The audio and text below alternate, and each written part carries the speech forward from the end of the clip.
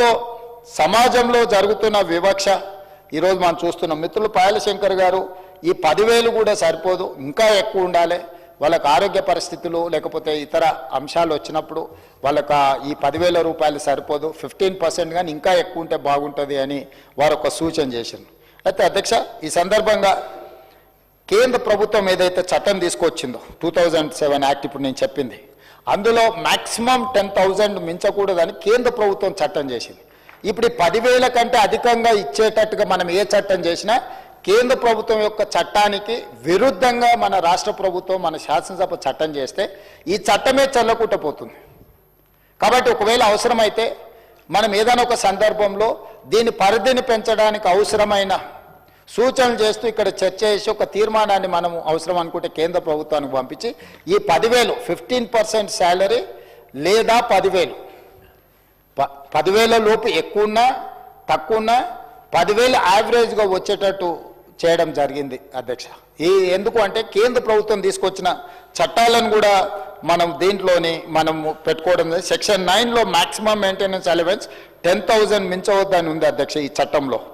అందుకే మనం ఈరోజు 10,000 అనే చట్టాన్ని పెట్టుకున్నాం. పాయల శంకర్ గారు చేసిన సూచనను 10,000 పైన ఉండాలని ఏదైతే అంటున్నారో మన కేంద్ర ప్రభుత్వం చేసిన చట్టం మనకు నిబంధనగా ఉంది కాబట్టి దానికోసం ఈరోజు మనము అంతకంటే ఎక్కువ పెట్టడానికి మనకు అవకాశం లేకుండా పోయింది అధ్యక్ష. అదేవిధంగా సమాజంలో చాలా పేపర్ కటింగ్లు ఇవన్నీ ఇచ్చిన మా వాళ్ళు, ఇవన్నీ మన నిత్యం అనుభవంలో ప్రజాప్రతినిధులం కాబట్టి మన దృష్టికి చాలా విషయాలు వస్తాయి. బతికున్నప్పుడు తల్లిదండ్రులకు బుక్కెడు బో కూడా పెట్టరు. భార్య భయానికో వీళ్ళకే తల్లిదండ్రుల పట్ల అభిమానమో గౌరవమో ప్రేమ లేకపోవడమో కారణాలు ఏమైనా అయి ఉండొచ్చు. బతుకున్నప్పుడు తల్లిదండ్రులను చూసుకొని వాళ్ళు చనిపోయినప్పుడు శవాన్ని ఇంటి ముందర పెట్టుకొని ఆస్తుల పంపకాల కోసం కొట్లాడుకున్న వాళ్ళను, పోలీస్ స్టేషన్ మెట్లెక్కిన వాళ్ళను, ఒకరి మీద ఒకరి కేసులు పెట్టుకున్న వాళ్ళను కూడా మనం చూసుకుంటూ వచ్చినాం అధ్యక్ష. అందుకే అధ్యక్ష ఈరోజు మారిన పరిస్థితులు, ఓ సినిమాలో ఒక డైలాగ్ ఉంది అధ్యక్ష, అంటే చాలా మనిషిని పిండేసే విధంగా ఆ మాటలు ఉన్నాయి అధ్యక్ష. పిల్లలను కనగలము కానీ వాళ్ళ బుద్ధులను కనగలమా అని ఆ సినిమాలో ఒక ప్రశ్న.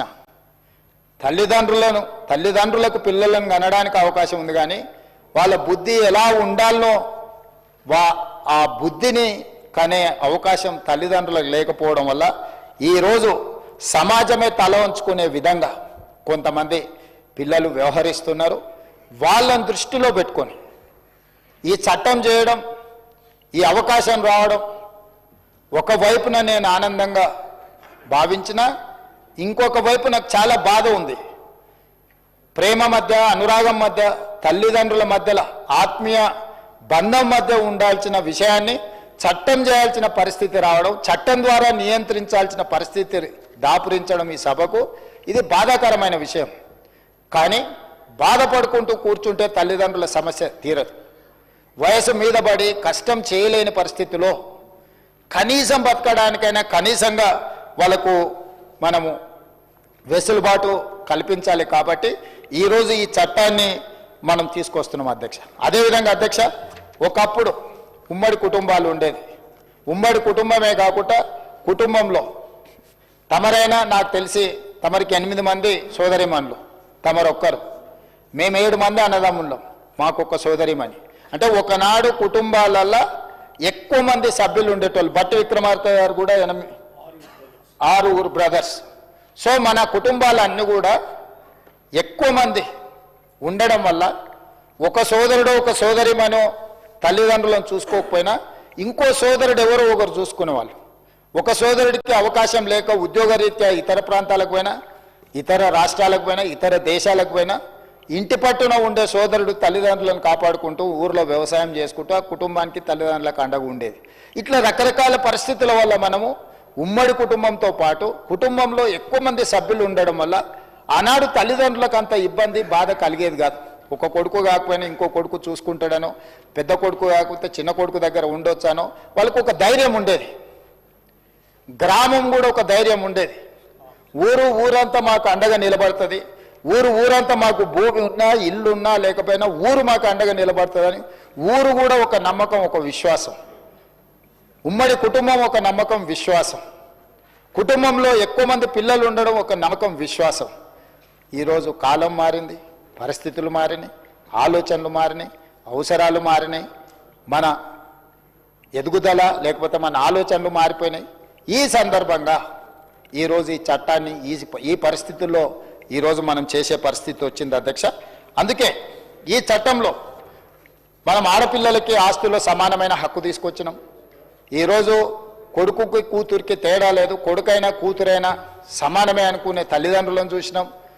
తల్లిదండ్రులు చనిపోయినప్పుడు పెద్ద కొడుకు తలకొరివి పెడతారనే నానుడి మనకుంది.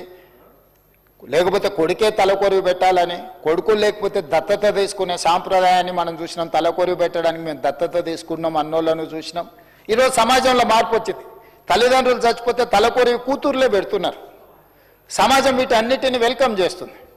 ఈరోజు కుటుంబ వ్యవస్థ, కుటుంబ నియంత్రణ వ్యవస్థ రావడం వల్ల మేమిద్దరం మాకు ఒక్కరనే పరిస్థితి వచ్చింది. భార్యాభర్తలు ఇద్దరైతే ఇంతకుముందు ఇద్దరు లేక ముగ్గురు పిల్లలు అనేటోళ్ళు. అంతకంటే ముందు ఉమ్మడి కుటుంబాలు అత్యధికంగా సంతానం ఉండేది. ఎంత సంతానం ఉంటే అంత అదృష్టం అని భావించేటోళ్ళు, అంత ఆస్తి అని భావించేటోళ్ళు. ఈరోజు పెద్ద సంతానం వద్దు, చీకు చింత లేని కుటుంబం, మేమిద్దరం మాకు ఒక్కరనే పరిస్థితి నినాదాలు వచ్చినాయి అధ్యక్ష. మరి ఈరోజు ఒక్కరో ఇద్దరో ఉంటే, ఆడకూతురులే ఉంటే, ఆడకూతురులకు తల్లిదండ్రుల మీద ప్రేమ ఉన్నా, వాళ్ళకి ఏదైనా సాయం చేయాలని ఉన్నా, ఆడబిడ్డ పుట్టింటి నుంచి మెట్టినింటికి పోగానే అత్తగారి వాళ్ళు తల్లిదండ్రులకు ఏ మాత్రం సాయం చేయడానికి అవకాశమే లేదు, అవకాశం ఇవ్వనే వద్దనే విధానం. కానీ తల్లిదండ్రుల నుంచి వచ్చే ఆస్తి మాత్రం మొత్తం అల్లుడో లేకపోతే అత్తగారోలో మొత్తం తీసుకొని రమ్మని మాట్లాడే పరిస్థితులు మనం చూస్తున్నాం. ప్రజాప్రతినిధులుగా మనం కూడా ఈ పంచాయతీలు తెంచుతున్నాం. అందుకే ఈరోజు కుటుంబం అంటే కొడుకైనా బిడ్డైనా ఇద్దరు సమానమే. కొడుకుకు బిడ్డకు తేడా లేనప్పుడు, ఆస్తిలో అవకాశంలో సమానమైన హక్కులు ఉన్నప్పుడు, ఆడబిడ్డకు నిజంగా కొడుకుల కంటే కూడా ఆడబిడ్డలకు ఎక్కువ తల్లిదండ్రుల మీద అభిమానం, ప్రేమ ఉంటుంది. ఎక్కడున్నా కూడా వాళ్ళు కన్సర్న్ ఎక్స్ప్రెస్ చేస్తుంటారు. వాళ్ళ ఆరోగ్యమైన పరిస్థితి ఎట్లుంది, లేకపోతే వాళ్ళు తింటున్నారా తింటలేరా, సమయానికి మెడిసిన్స్ వేసుకుంటున్నారా లేదా, ఏదైనా ఇబ్బంది వచ్చిందంటే హాస్పిటల్లో చేరిందంటే మనం పోయినా పోకపోయినా మన సోదరి మనలే పోయి వాళ్ళతోని ఎక్కువ సమయం కేటాయించి, ఎంత వాళ్ళకి ఇష్టం ఉన్నా, కన్న తల్లిదండ్రుల మీద ఎంత ప్రేమ ఉన్నా, కట్టుకున్న వాళ్ళ ఒత్తిడి వల్ల వాళ్ళు ఉద్యోగస్తులైతే కూడా తల్లిదండ్రులకు కనీసం ఆసుపత్రి ఖర్చులకు కూడా చిల్లి గవ్వ ఖర్చు పెట్టని పరిస్థితులు ఈరోజు మనం చూస్తున్నాం అధ్యక్ష. నెల నెల బతకడానికి అవసరమైన ఆర్థిక సహాయం చేయలేని పరిస్థితి. నిజంగా బిడ్డకి ఎంతో ప్రేమ ఉండి తల్లిదండ్రులకు ఏమి చెయ్యాలన్న కోరిక ఉన్నా ఈరోజు మెట్టింటి ఒత్తిడి వల్ల వాళ్ళు తల్లిదండ్రులను ఆదుకోలేని పరిస్థితి.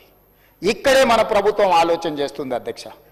ఇక్కడి వరకు కొడుకుల గురించే మీరు ఆలోచన చేస్తారు. కూతురికి తల్లిదండ్రుల మీద ప్రేమ ఉన్నా, ఆ కూతురు తప్ప ఇంకే ఏ ఆధారం లేని తల్లిదండ్రులకు ఎక్కడికి వెళ్ళాలనో తెలియదు. మెట్టినింటికి కూతురునిస్తే తల్లిదండ్రులపై మెట్టినింట్లో ఉండలేని పరిస్థితి. కూతురు మెట్టినింటి నుంచి పుట్టినింటికి వచ్చే పరిస్థితి లేదు. ఆర్థికంగా తల్లిదండ్రులు వాళ్ళు కష్టపడ్డదంతా కూడా కూతుర్ని పెంచి పెద్ద చేసి ఒక ప్రభుత్వ ఉద్యోగం, ఒక ప్రైవేట్ ఉద్యోగం, ఒక ప్రయోజకురాల్ని చేసిన తర్వాత, ఒక పెళ్లి చేసి అత్తగారింటికి పంపించిన తర్వాత మానసికంగానే వీళ్ళు ఒక బలహీనపడమే కాదు, జీవన ఆధారం మీద కూడా ఎవరి మీద ఆధారపడాలనో తెలియని పరిస్థితులు. అందుకోసమే అధ్యక్ష ఈరోజు అన్ని రకాలుగా ఆలోచన చేసి ఒక సామాజిక బాధ్యతగా ఈనాడు నేను ప్రభుత్వ ఉద్యోగులు, ప్రైవేటు ఉద్యోగులు వీళ్ళ గురించే మాట్లాడతలేను. కొంతమంది ప్రజాప్రతినిధులు కూడా ఉన్నారు. నాకు తెలిసి ఒక ప్రజాప్రతినిధి చాలా పైకి వచ్చిండు. వాళ్ళ తండ్రికి క్యాన్సర్ వస్తే అతను మంత్రిగా ఉండే ఆ తండ్రిని కనీసం బజార్కి వెళ్ళి ఏమైనా పండ్లు కొనుక్కోవాలంటే కూడా తీసుకుపోయే పరిస్థితి లేదు. అతను పాపం నడుచుకుంటూ పోయి ఆయనకు కావాల్సినటువంటి ఫ్రూట్స్ ఇంట్లో భోజనం పెట్టక భార్య భయానికి తండ్రి యోగక్షేమాలు కూడా కనుక్కునే పరిస్థితి కొడుకు లేకపోతే పాపం అతనే నడుచుకుంటూ పోయి ఆ పండు పొలాలు తెచ్చుకొని ఆయన జీవితం ఆయన గడిపాను. నాకు తెలుసు. ఒకసారి అతను నడుచుకుంటూ రోడ్డు పక్కన నడుచుకుంటూ వెళ్తే నేను అటు నుంచి వెళ్తున్నా, ఆగిన. ఏం సంగతి, ఎందుకే మీరేమో నడుచుకుంటూ పోతుండ్రు, ఏంది కొడుకు మంత్రి కదా, ఎవరో ఒకరు తీసుకెళ్ళి ఏమైనా కొనుక్కొస్తారు కదా అని. ఎందుకు లేని ఆయన ఇంకా ఆయనని ఇబ్బంది పెట్టుడు, నాకు లేదు, నా పని నేను చేసుకుంటాను. ఈ మధ్య కాలంలో ఆ తండ్రి చనిపోయినప్పుడు మన వాళ్ళందరూ కూడా పోయి పరామర్శించి వచ్చిన మాజీ మంత్రిని. కానీ అతని తండ్రి పట్ల వ్యవహరించిన తీరు చాలా